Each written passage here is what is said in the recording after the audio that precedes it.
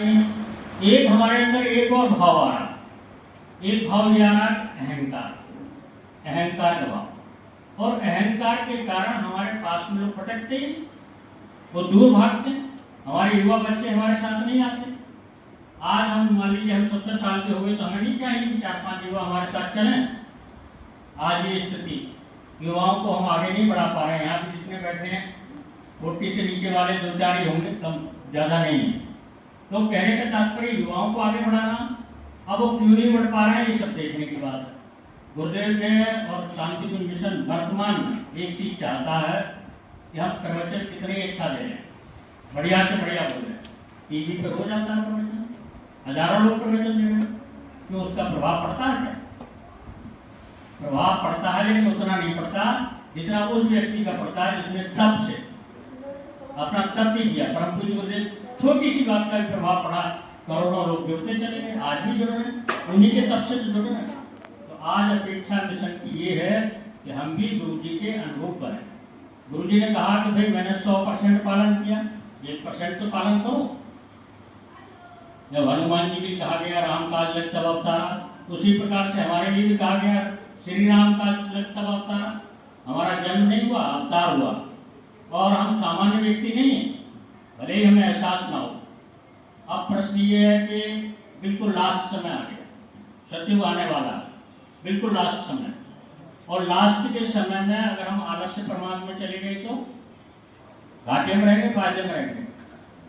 जब बिल्कुल मंजिल आपके पास आ गई, आखिरी सीढ़ी पर हम चढ़े हैं और मंजिल पे पहुंचने वाले हैं, छत पर पहुंचने वाले हैं, तभी हम हिम्मत हार गए। तो एक खदान का उदाहरण आता है, एक खदान, सोने की खदान किसी ने किराए पे ली थी और वो हिम्मत हार गया, उसने पौने दाम में बेच करके चला गया। दूसरे आदमी ने खरीदी, तो उसने पूछा कि भाई इतना घाटे का सौदा होते हुए आपने क्यों खरीदी? बोले क्या पता है इसके आगे ही, इतना आपने खोद लिया, क्या पता इसके आगे ही सोना हो, और थोड़ा सा उसने खोदा, सोना निकल आया।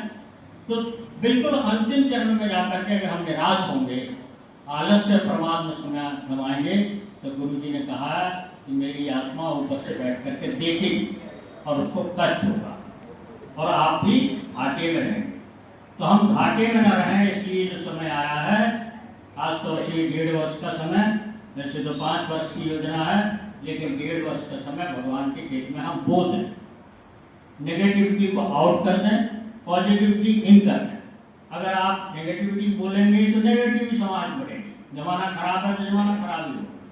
और फिर गुरु जी ने कहा 21वीं सदी उज्जवल भविष्य, गुरु जी ने कहा 21वीं सदी नारी सदी, तो निश्चित रूप से होकर के रहेगा। अभी ज्योति कलश यात्रा सामान्य नहीं है, जो पुराने जगह के अनुभव आ रहे हैं उसके बारे में बताते हैं। ये वीडियो और यूट्यूब वगैरह तो बहुत बन जाते हैं। अब शांति कुंज को हमें रिपोर्ट भेजनी है फोटो वाली, तो कई बार हमें फोटो नहीं मिल पाते।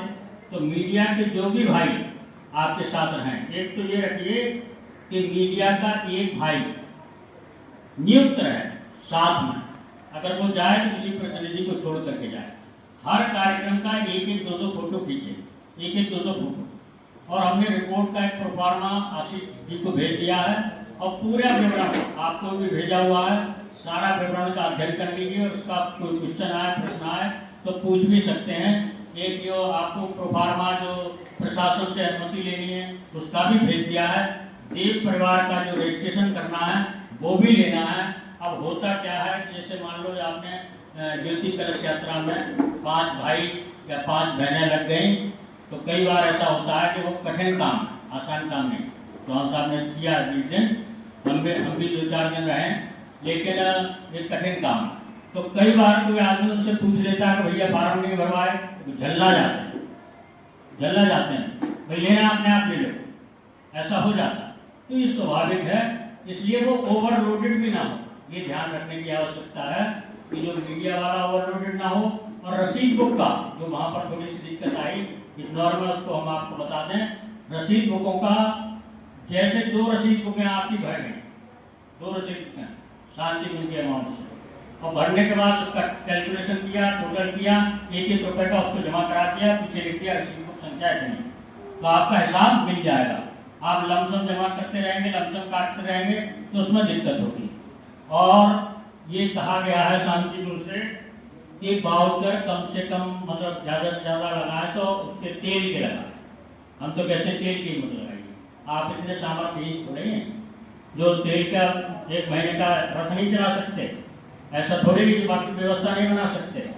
तो खैर अगर मान लीजिए नहीं व्यवस्था बनती है तो तेल का वाउचर आप लगा सकते हैं, बाकी कोई वाउचर लगाने की न सोचें। साहित्य के लिए एक टीम मिली है हमें बरेली की, उन्होंने हमारे 15-16 एक जिला तो हो गया पूरा, उसका तो नहीं हो पाया, तो 15 जनों के लिए लगभग 7-7 हज़ार का निःशुल्क साहित्य देने की व्यवस्था की है। उन्होंने आश्वासन दिया है आज या कल में वो पैकिंग हो जाएगा। हमने आशीष जी से बात भी कर ली है, वहाँ से उठाना पड़ेगा जिन जिलों को आवश्यकता है। ये सहारनपुर से भी बात हो गई है, यहाँ से भी बात हो गई, तो उठा लेंगे।